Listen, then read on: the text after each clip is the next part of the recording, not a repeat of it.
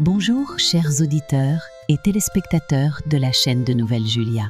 Chers auditeurs et téléspectateurs, aujourd'hui, Julia vous présente une courte histoire socio-psychologique intitulée « Femme sexy et voisine sournoise, histoire vraie ». Découvrez-la avec nous. J'espère que vous passerez des moments agréables et relaxants sur la chaîne. Dans un petit village recul de la campagne française, où les jours se succédant dans une monotonie pesante, vivait Hélène, une femme d'une cinquantaine d'ânes. Autrefois, elle était la fierté de son village, une beauté rare qui attirait les regards admiratifs et les soupirs des jeunes hommes. Sa silhouette élancée, sa peau d'une blancheur éclatante et son sourire chaleureux faisaient d'elle une véritable icône de grâce et de charme. Mais le temps, la vie et les épreuves avaient laissé des marques invisibles sur son âme, bien que son apparence, étonnamment, et conserve une partie de cette beauté qui fascinait autrefois. Hélène avait épousé Jacques, un homme qui, à l'époque, semblait être un bon parti. Mais les ânes avaient révélé un tout autre visage de cet homme. Jacques était devenu un alcoolique invétère, un mari violent et néglige, incapable de montrer la moindre tendresse ou considération envers sa femme. Chaque soir, il rentrait chez lui, titubant, l'haleine charge de vin bon marche, et s'effondrait sur le vieux canapé du salon. Parfois, il se contentait de marmonner des insultes, mais souvent, sa colère éclatait en cris, en coups et en humiliations. Hélène, elle, subissait tout cela en silence, le cœur lourd, les yeux baissés, pour préserver ce qu'il restait de dignité dans son foyer. Le couple avait 2 enfants, un fils et une fille, qui, dès qu'ils en avaient eu l'occasion, avaient quitté le village pour s'installer en ville. Ils avaient construit leur vie loin de cette maison, où régnait une atmosphère oppressante, laissant Hélène seule avec Jacques. Elle ne leur en voulait pas. Au contraire, elle était fière de leur réussite et trouvait un maigre réconfort dans leurs appels occasionnels et leurs visites rares. Mais leur absence laissait un vide immense, un gouffre de solitude qu'elle ne savait comment combler. Malgré les ânes de souffrance, Hélène avait conservé une certaine élégance naturelle.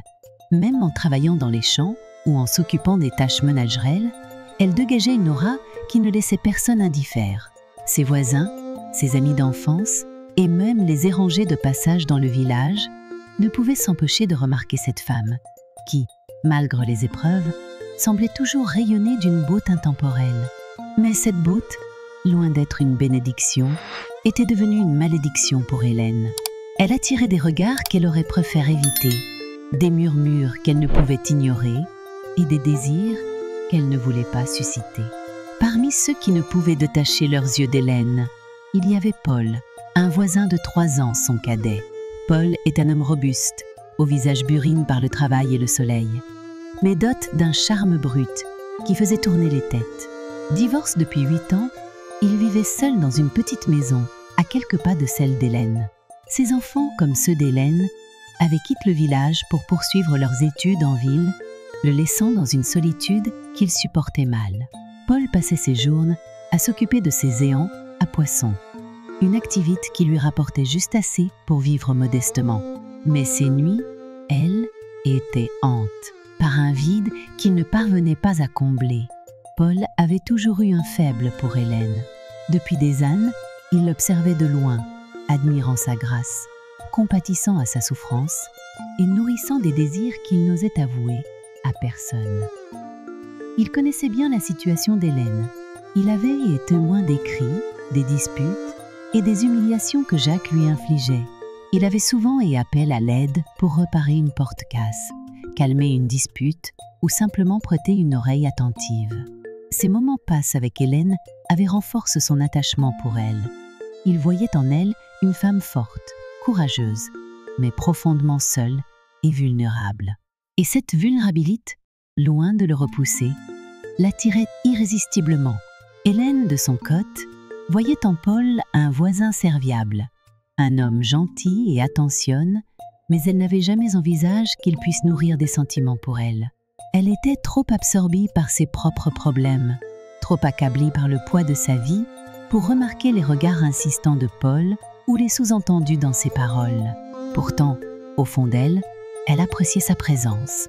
Il était l'une des rares personnes à lui montrer de la gentillesse, à lui parler avec respect et à lui rappeler qu'elle était encore une femme, et pas seulement une épouse maltraite. Mais cette relation, bien que platonique, n'échappait pas aux commérages du village. Les habitants, toujours avides de ragots, avaient remarqué la fréquence des visites de Paul chez Hélène. Ils chuchotaient dans les cafes, échangeaient des regards entendus aux marches et inventaient des histoires qui n'avaient aucun fondement. Hélène, bien qu'habituée au jugement des autres, ne pouvait s'empêcher de se sentir blessée par ces rumeurs. Elle savait qu'elle n'avait rien fait de mal, mais dans un village où tout le monde connaît tout le monde, l'apparence compte plus que la vérité.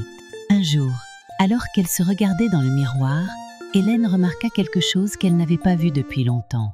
Une étincelle dans ses yeux. Était-ce l'effet des compliments de Paul? Ou peut-être le résultat de ses propres efforts pour prendre soin d'elle-même?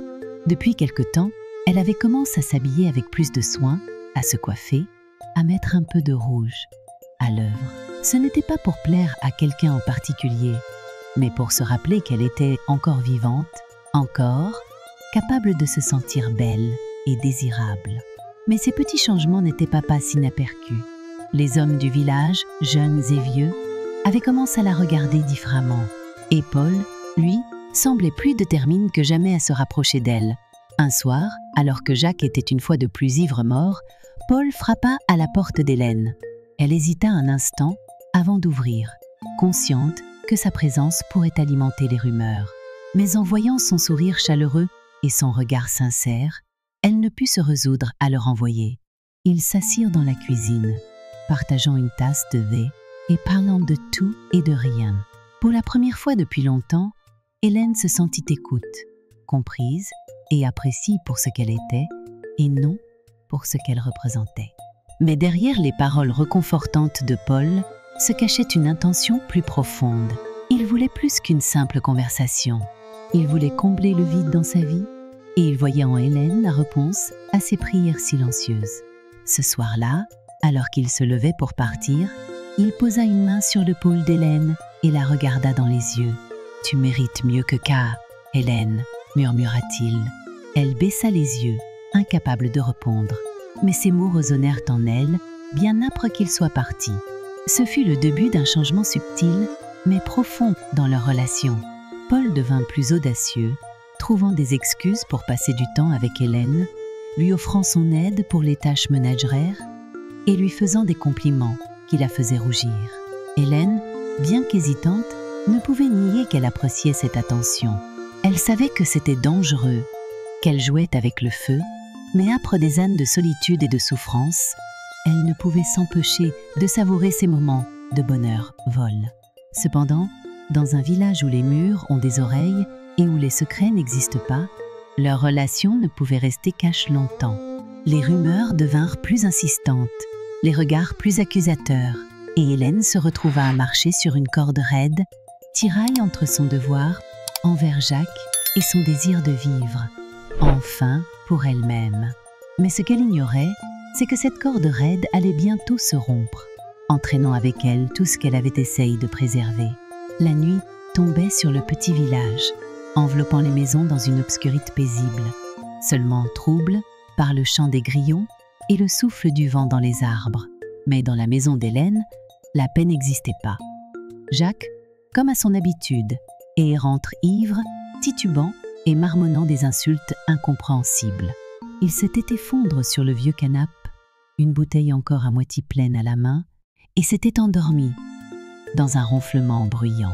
Hélène, habituée à ce spectacle, avait simplement soupir, ramasse les débris de verre qu'il avait laissé tomber et s'était retirée dans la cuisine pour terminer ses tâches. Ce soir-là, alors qu'elle s'affairait à ranger les assiettes, un bruit logé à la porte la fit sursauter. Elle s'essuya les mains sur son tablier et alla ouvrir. Paul se tenait là, dans l'ombre, son visage éclair par la lumière vacillante de la lampe extérieure.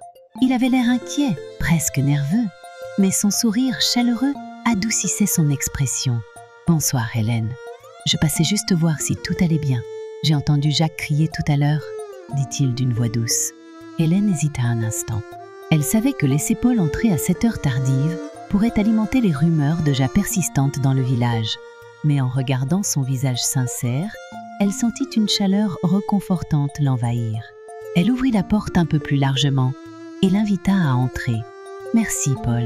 Mais tu sais, c'est comme d'habitude. »« Rien de nouveau, » répondit-elle en haussant les épaules, essayant de masquer la tristesse dans sa voix. Paul s'assit à la table de la cuisine pendant qu'Hélène préparait une tasse de thé. Ils parlèrent de tout et de rien, comme ils le faisaient souvent. Mais ce soir-là, il y avait une tension différente dans l'air, une sorte d'électricité silencieuse qui semblait les rapprocher. Paul observait Hélène avec une intensité qu'elle n'avait jamais remarquée auparavant. Ses compliments, bien que subtils, étaient plus fréquents, et ses regards semblaient linger un peu trop longtemps sur elle. « Tu sais, Hélène, tu es une femme incroyable.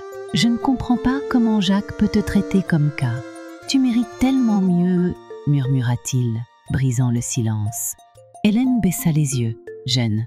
Elle n'était pas habituée à recevoir des compliments, encore moins de la part d'un homme comme Paul. Elle sentit ses joues s'empourprer, mais elle ne répondit pas.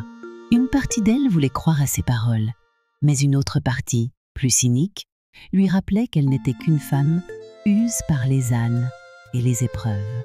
Paul, voyant son silence, se leva et s'approcha d'elle. Il posa une main légère sur son épaule, un geste à la fois réconfortant et charge d'une émotion qu'il ne pouvait plus contenir. « Hélène, regarde-moi, tu es belle, forte, et tu mérites d'être heureuse. Laisse-moi t'aider, au moins un peu, » dit-il, sa voix tremblant légèrement. Hélène leva les yeux vers lui, et pour la première fois, elle vit dans son regard quelque chose qu'elle n'avait pas vu depuis des années, de l'admiration, du désir, et une sincérité désarmante. Elle sentit son cœur s'accélérer, mais elle recula légèrement, trouble par l'intensité du moment. « Paul, je ne sais pas, ce n'est pas bien. Jacques est mon mari, et même s'il n'est pas parfait, je ne peux pas... » balbutia-t-elle, cherchant ses mots. Mais Paul ne recula pas. Il s'approcha un peu plus, réduisant la distance entre eux. Son regard était fixe, presque hypnotique, et Hélène se sentit pige, incapable de détourner les yeux. « Hélène, il ne te mérite pas. Tu as le droit d'être aimée, d'être respectée.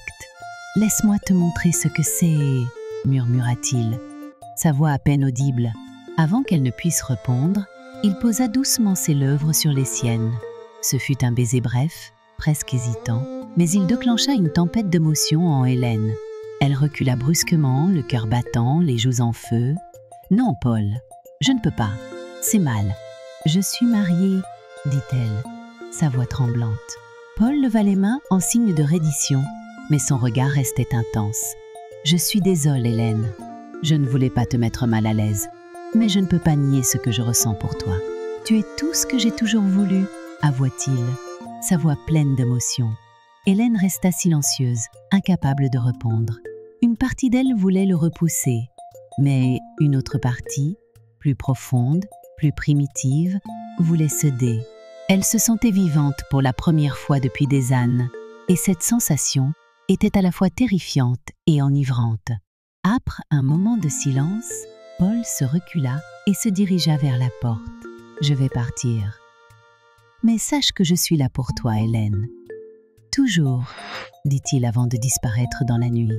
Hélène resta debout dans la cuisine, le cœur lourd et l'esprit confus. Elle savait que ce qui venait de se passer était dangereux, mais elle ne pouvait nier l'effet que Paul avait sur elle.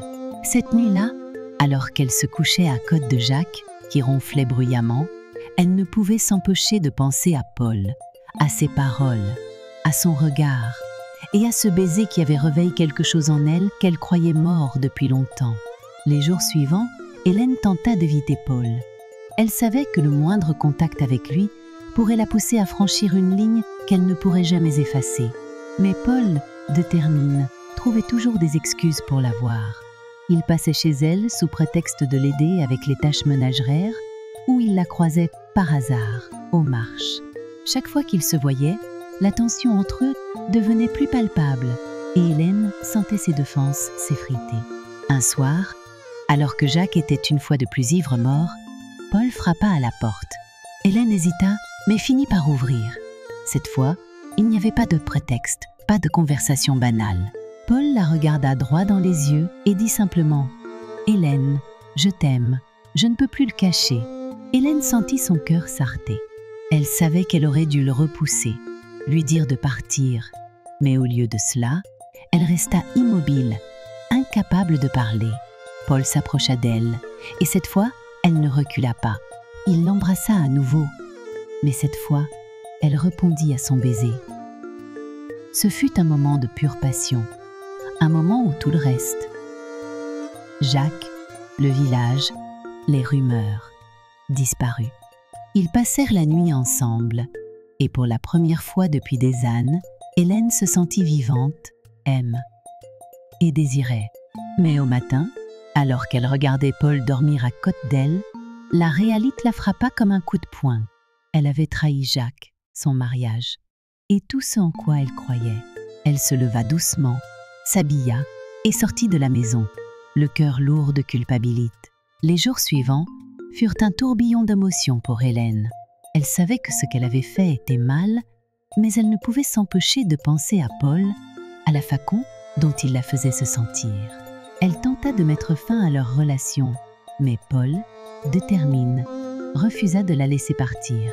Et Hélène, malgré sa culpabilité, ne pouvait s'empêcher de céder à ses avances. Leur liaison devint un secret mal garde. Et bientôt, les rumeurs dans le village se transformèrent en accusations. Hélène savait que sa vie était sur le point de s'effondrer, mais elle était incapable de mettre fin à cette relation qui lui apportait tant de bonheur, même si ce n'était que temporaire. Le soleil se levait à peine sur le village, mais Hélène est déjà éveillée, assise sur le bord de son lit. Ses mains tremblaient légèrement et son regard est perdu dans le vide. La nuit précédente, elle avait une fois de plus cédé à Paul. Elle s'était juré que cela n'arriverait plus, qu'elle mettrait fin à cette liaison qui la consumait de l'intérieur. Mais à chaque fois qu'il la regardait avec cette intensité, qu'il murmurait son nom avec une douceur qu'elle n'avait jamais connue, elle se sentait incapable de résister. Et maintenant, alors que la lumière du jour révélait les ombres de ses actes, la culpabilité l'envahissait comme une marée montante. Jacques dormait encore, étendu sur le canapé du salon, une bouteille vide à ses pieds. Hélène le regarda à travers la porte entr'ouverte. Il était l'homme qu'elle avait épousé, le père de ses enfants, mais il n'était plus qu'une ombre de lui-même. Elle se demanda, non pour la première fois, comment ils en étaient arrivés là. Était-ce sa faute? Avait-elle manqué à son devoir d'épouse? Ou est-ce simplement le poids des ânes et des désillusions qui avaient transformé leur mariage en une prison silencieuse? Elle se leva doucement, veillant à ne pas faire de bruit, et se dirigea vers la cuisine. Elle avait besoin de se changer les idées, de se perdre dans les tâches ménagères, pour oublier, ne serait-ce qu'un instant, le poids de ses pensées. Mais même en épluchant les légumes ou en nettoyant la vaisselle, son esprit revenait sans cesse à Paul. Elle revoyait son sourire, sentait encore la chaleur de ses mains sur sa peau et entendait ses paroles réconfortantes. Elle savait que ce qu'il faisait était mal, mais elle ne pouvait nier qu'il la faisait se sentir vivante après des années de solitude et de souffrance. Les jours passèrent et Hélène tenta de reprendre le contrôle de sa vie. Elle évitait Paul autant que possible, changeant de chemin pour ne pas le croiser, refusant d'ouvrir la porte lorsqu'il venait frapper. Mais Paul, déterminé, ne se laissait pas décourager. Il trouvait toujours un moyen de la voir, que ce soit en marche, dans les champs ou même en passant devant sa maison sous prétexte de saluer. Chaque fois qu'il la voyait, il lui lançait un regard qui semblait dire « Je suis là, je t'attends ». Hélène, malgré ses efforts, sentait ses résolutions s'effriter. Elle savait qu'elle devait mettre fin à cette relation, mais une partie d'elle, plus forte qu'elle ne voulait l'admettre, ne le voulait pas. Elle se sentait pigée entre sa culpabilité et son désir, entre son devoir envers Jacques et son besoin d'être aimée. Et chaque fois qu'elle cédait à Paul, elle se promettait que ce serait la dernière fois. Mais cette promesse, elle la brisait encore et encore. Un soir, alors que Jacques était une fois de plus ivre-mort, Paul frappa à la porte. Hélène hésita, son cœur battant à tout rompre. Elle savait qu'elle ne devait pas ouvrir, qu'elle devait lui dire de partir. Mais lorsqu'elle entendit sa voix, douce et insistante, elle sentit ses défenses s'effondrer. Elle ouvrit la porte, et avant qu'elle ne puisse dire un mot, Paul l'attira dans ses bras. « Hélène, je ne peux pas rester loin de toi. Tu me manques tellement, » murmura-t-il, son souffle chaud contre son oreille. Hélène ferma les yeux, luttant contre les larmes qui menaçaient de couler. Elle voulait lui dire de partir, de la laisser tranquille, mais les mots restaient coincés dans sa gorge. Au lieu de cela, elle se laissa aller, une fois de plus, à cette passion qui la consumait. Ils passèrent la nuit ensemble, et pour un moment, Hélène oublia tout. Jacques, le village, les rumeurs. Mais au matin, la réalité la frappa de plein fouet. Elle se leva en silence, s'habilla et quitta la maison de Paul sans un mot. De retour chez elle, Hélène se sentit submergée par la culpabilité. Elle savait qu'elle ne pouvait pas continuer ainsi, mais elle ne savait pas comment arrêter. Paul était devenu une drogue, une échappatoire à sa vie misérable, et elle ne pouvait s'en passer. Mais chaque fois qu'elle le voyait, chaque fois qu'elle cédait à ses avances, elle se sentait un peu plus brise, un peu plus éloigne de la femme qu'elle avait. Et les rumeurs dans le village, qui jusque-là n'étaient que des murmures, commencèrent à se transformer en accusations. Les voisins parlaient à voix basse lorsqu'Hélène passait, et certains allaient même jusqu'à lui lancer des regards accusateurs. Hélène, bien qu'habituée au jugement des autres, se sentait de plus en plus isolée. Elle savait que les gens parlaient d'elle et de Paul, qu'ils savaient ou devinaient ce qui se passait. Et elle savait que si Jacques venait à l'apprendre, les conséquences seraient désastreuses. Un jour, alors qu'elle revenait du marché, Hélène croisa une voisine qui lui lança un regard chargé de mépris. « Alors, Hélène, tu as passé une bonne nuit ?» dit-elle, un sourire narquois sur les lèvres. Hélène sentit son visage s'empourprer, mais elle ne répondit pas. Elle baissa les yeux et continua son chemin, le cœur lourd. Elle savait que les rumeurs étaient vraies, mais les entendre ainsi, de la bouche d'une autre, la remplissait de honte. Elle se demanda combien de temps elle pourrait encore supporter cette situation, combien de temps elle pourrait continuer à vivre dans le mensonge. Ce soir-là, alors qu'elle était seule dans la cuisine, Paul frappa à la porte. Hélène hésita, mais cette fois, elle n'ouvrit pas. Elle resta immobile, écoutant le bruit de ses pas qui s'éloignaient, et sentit une vague de soulagement mêlée de tristesse. Elle savait qu'elle devait mettre fin à cette relation, pour son bien et pour celui de Paul. Mais elle savait aussi que ce ne serait pas facile. Les jours suivants, Hélène évita Paul autant que possible. Elle changeait de chemin pour ne pas le croiser, et lorsqu'il venait frapper à sa porte, elle faisait semblant de ne pas être là. Mais Paul, déterminé, ne se laissait pas décourager. Il continuait à la chercher, à lui parler, à lui rappeler ce qu'il partageait. Et Hélène, malgré ses efforts, sentait ses résolutions s'effriter. Un soir, alors que Jacques était une fois de plus ivre-mort, Paul frappa à la porte. Hélène hésita, mais cette fois, elle ouvrit. Elle savait que c'était une erreur, mais elle ne pouvait s'en empêcher. Paul la regarda avec cette intensité qui la faisait fondre. Et avant qu'elle ne puisse dire un mot, il l'attira dans ses bras. « Hélène, je t'aime. Je ne peux pas vivre sans toi, » murmura-t-il, sa voix tremblante d'émotion. Hélène ferma les yeux, sentant les larmes couler sur ses joues. Elle savait qu'elle devait lui dire de partir, qu'elle devait mettre fin à cette relation. Mais au lieu de cela, elle se laissa aller, une fois de plus, à cette passion qui la consumait. Ils passèrent la nuit ensemble, et pour un moment, Hélène oublia tout. Jacques, le village, les rumeurs. Mais au matin, la réalité la frappa de plein fouet. Elle se leva en silence, s'habilla et quitta la maison de Paul sans un mot. De retour chez elle, Hélène se sentit submergée par la culpabilité. Elle savait qu'elle ne pouvait pas continuer ainsi, mais elle ne savait pas comment arrêter. Paul était devenu une drogue, une échappatoire à sa vie misérable, et elle ne pouvait s'en passer.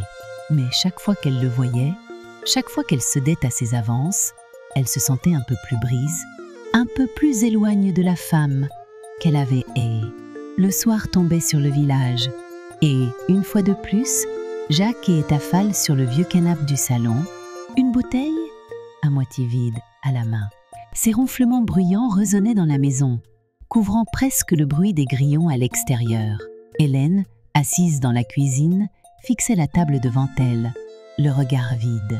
Elle savait que Paul viendrait ce soir. Elle savait aussi que c'était une erreur, mais elle n'avait pas la force de l'arrêter. Chaque fois qu'elle essayait de mettre fin à leur relation, il trouvait les mots pour la convaincre, pour la faire céder. Et chaque fois, elle se détestait un peu plus. Un coup logé à la porte la fit sursauter. Elle se leva lentement, jetant un coup d'œil vers Jacques pour s'assurer qu'il dormait toujours. Puis, elle ouvrit la porte.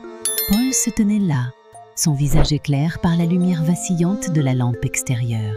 Il lui sourit, un sourire doux, mais charge d'une intensité qui faisait battre son cœur plus vite. « Hélène, je devais te voir. Je ne pouvais pas attendre plus longtemps, » murmura-t-il. Hélène hésita, mais elle finit par le laisser entrer. Ils se dirigèrent vers la cuisine, où Paul s'assit à la table pendant qu'Hélène préparait une tasse de thé. Mais avant qu'elle ne puisse poser la tasse devant lui, il se leva et s'approcha d'elle. Il prit ses mains dans les siennes, et son regard, profond et sincère, la transperqua. « Hélène, je t'aime. Je ne peux plus vivre sans toi. Quitte Jacques, viens avec moi. On peut être heureux, toi et moi, dit-il, sa voix tremblante d'émotion. Hélène sentit les larmes monter.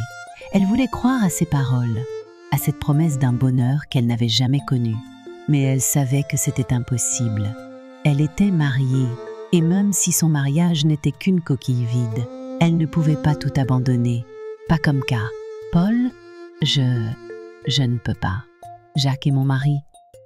Et même si je ne l'aime plus, je ne peux pas le quitter. Ce serait mal. Ce serait... balbutia-t-elle, cherchant ses mots. Mais avant qu'elle ne puisse terminer sa phrase, Paul la tira dans ses bras et l'embrassa. Et comme toujours, Hélène céda. Elle se laissa emporter par cette passion qui la consumait. Oubliant tout le reste, ils s'embrassèrent, leurs corps pressent l'un contre l'autre. Et pour un moment, le monde extérieur cessa d'exister. Mais ce moment fut brutalement interrompu par un bruit sourd venant du salon. Hélène se figea, son cœur battant à tout rompre. Elle se tourna vers la porte, et son sang se glaqua lorsqu'elle vit Jacques, debout dans l'embrasure, les yeux injects de sang. Il tenait une bouteille à la main, et son visage est déforme par la colère. « Qu'est-ce que c'est qu'à » hurla-t-il, sa voix rauque résonnant dans toute la maison. Hélène recula instinctivement, tandis que Paul se redressait, les poings serrés. Jacques s'avança vers eux, titubant légèrement, mais son regard était fixe sur Paul avec une intensité meurtrière. « Toi, espèce de salaud, tu oses venir dans ma maison, toucher ma femme !» cria-t-il, levant la bouteille comme s'il allait la lancer. Paul leva les mains en signe de reddition, mais Jacques ne se calma pas. Il jeta la bouteille à travers la pièce, manquant de peu Paul, et se précipita vers lui. Les deux hommes s'affrontèrent, leurs cris et le bruit des meubles renversent, remplissant la maison. Hélène, paralysée par la peur, ne savait pas quoi faire. Elle voulait intervenir, mais elle savait que Jacques, dans son état, ne l'écouterait pas. Finalement, Paul réussit à se dégager et se précipita vers la porte. Il se retourna une dernière fois pour regarder Hélène, son visage marqué par la douleur et la déception. « Je suis désolée, Hélène. Je ne voulais pas que ça se passe comme ça, » dit-il avant de disparaître dans la nuit. Jacques, essouffle, se tourna vers Hélène. Son regard, charge de colère et de mépris, la transperqua comme un poignard. « Toi, ma propre femme, comment as-tu pu me faire cas ?» hurla-t-il, sa voix brise par l'émotion.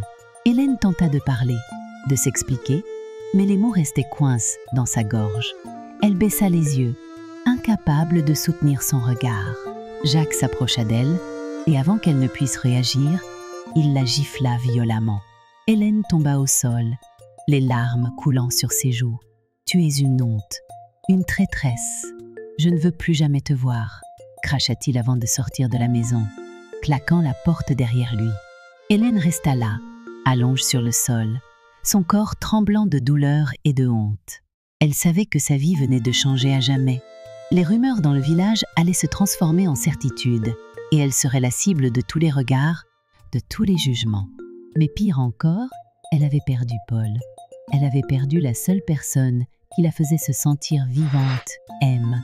Les jours suivants furent un enfer. Jacques, bien qu'il soit resté dans la maison, refusait de lui parler. Il passait ses journées à boire et ses nuits à l'insulter, à lui rappeler sa trahison.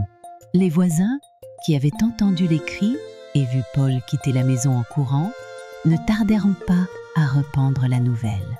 Hélène ne pouvait plus sortir sans sentir les regards accusateurs sur elle, sans entendre les murmures derrière son dos.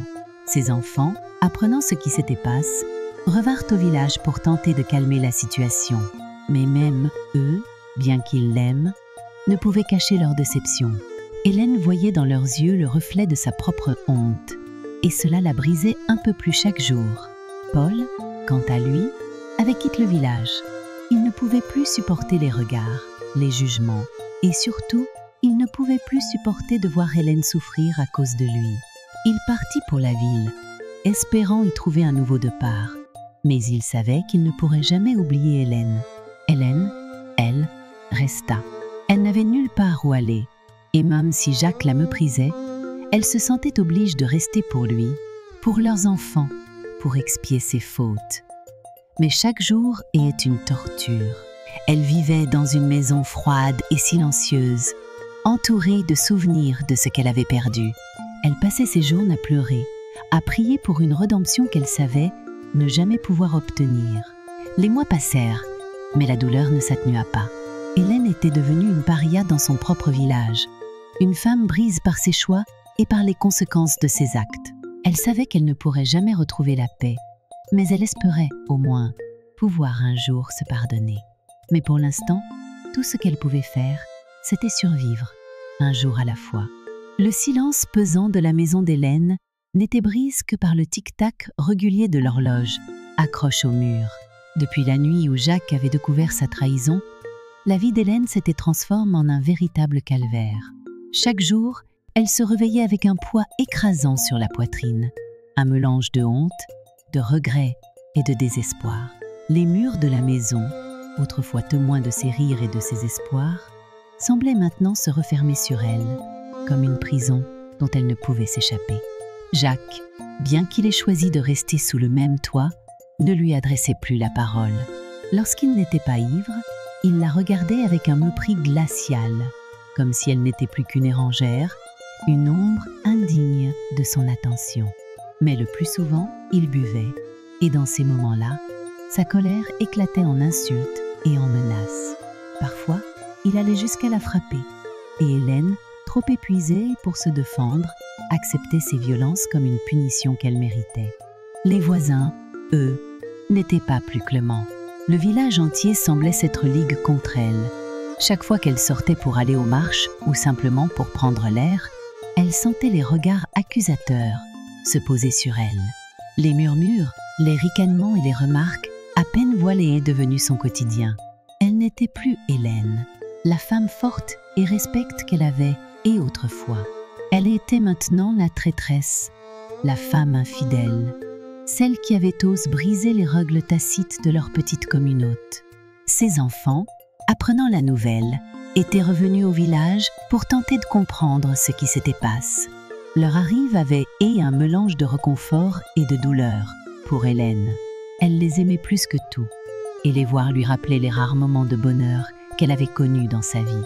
Mais leur regard, charge de déception et de tristesse, était presque insupportable. Ils ne l'avaient pas jugée ouvertement, mais Hélène pouvait lire dans leurs yeux qu'ils avaient du mal à accepter ce qu'elle avait fait. « Maman, pourquoi ?» avait demandé sa fille un soir, alors qu'elles étaient seules dans la cuisine. « Pourquoi tu fais cas ? Papa n'est pas parfait, mais comment as-tu pu ?» Hélène n'avait pas su quoi répondre. Comment expliquer à ses enfants le vide qu'elle avait ressenti pendant des années, la solitude, le besoin désespère d'être aimée? Comment leur faire comprendre que, même si elle regrettait ses actes, elle ne pouvait nier qu'il lui avait apporté un semblant de bonheur, aussi éphémère soit-il. Elle s'était contente de baisser les yeux, les larmes coulant silencieusement sur ses joues. Après quelques jours, Ses enfants étaient repartis en ville, laissant Hélène seule avec Jacques. Il lui avait promis de revenir, de l'appeler régulièrement. Mais Hélène savait qu'ils essayaient simplement de fuir cette situation insupportable. Elle ne leur en voulait pas. Elle comprenait. Elle aurait fait la même chose à leur place. Paul, quant à lui, avait quitté le village peu après la découverte de leur liaison. Il n'avait pas eu le courage d'affronter les regards, les jugements et surtout, il ne pouvait plus supporter de voir Hélène souffrir à cause de lui. Il était parti pour la ville, espérant y trouver un nouveau départ. Mais Hélène savait qu'il ne l'oublierait jamais. Elle, en tout cas, ne pouvait pas l'oublier. Chaque nuit, alors qu'elle s'allongeait seule dans son lit, elle pensait à lui, à ses paroles, à ses gestes, à la façon dont il l'avait fait se sentir vivante. Mais ces souvenirs, loin de lui apporter du réconfort, ne faisaient qu'accentuer son désespoir. Elle savait qu'elle ne le reverrait jamais, et cette pensée la hantait. Les semaines se transformèrent en mois, et la vie d'Hélène continua de s'effondrer.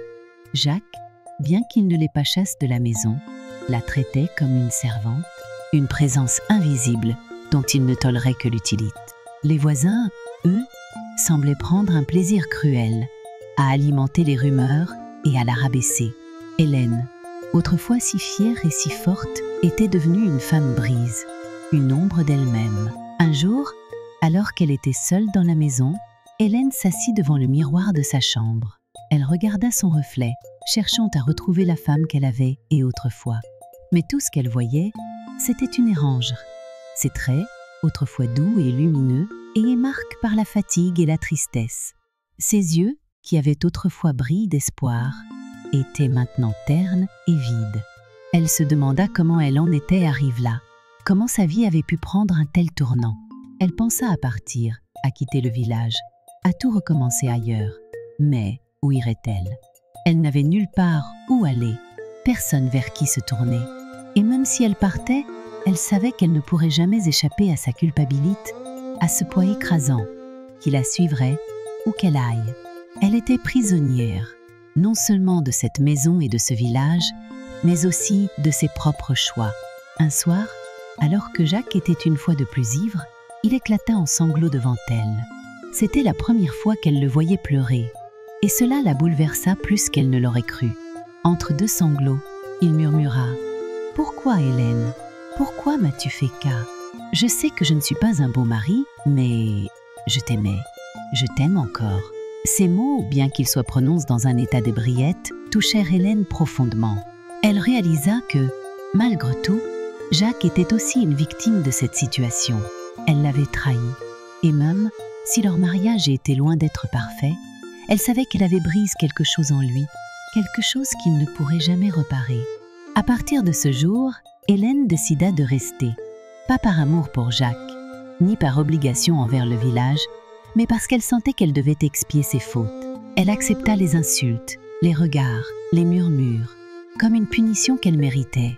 Elle s'efforça de prendre soin de Jacques, de maintenir la maison en ordre, de faire ce qu'elle pouvait pour alléger son fardeau. Mais au fond d'elle, elle savait que rien de tout cela ne suffirait à effacer ce qu'elle avait fait. Les ânes passèrent, et Hélène continua de vivre dans cette maison, dans ce village, entourée de souvenirs et de regrets. Elle ne revit jamais Paul, et bien qu'elle pensât souvent à lui, elle savait que leur histoire appartenait au passé. Elle espérait seulement qu'il avait trouvé le bonheur, quelque part, loin de tout cela. Quant à Jacques, il finit par tomber gravement malade, affaibli par des ânes d'alcoolisme. Hélène s'occupa de lui jusqu'à la fin, veillant sur lui avec une dévotion silencieuse. Lorsqu'il mourut, elle ressentit un mélange de soulagement et de tristesse. Elle était enfin libre, mais cette liberté avait un goût amer. Hélène passa le reste de ses jours dans le village, seule, mais en paix avec elle-même. Elle savait qu'elle ne pourrait jamais effacer son passé, mais elle avait appris à vivre avec. Et bien que sa vie est marquée par la douleur et les erreurs, elle trouva une certaine sérénité dans l'idée qu'elle avait fait de son mieux, malgré tout.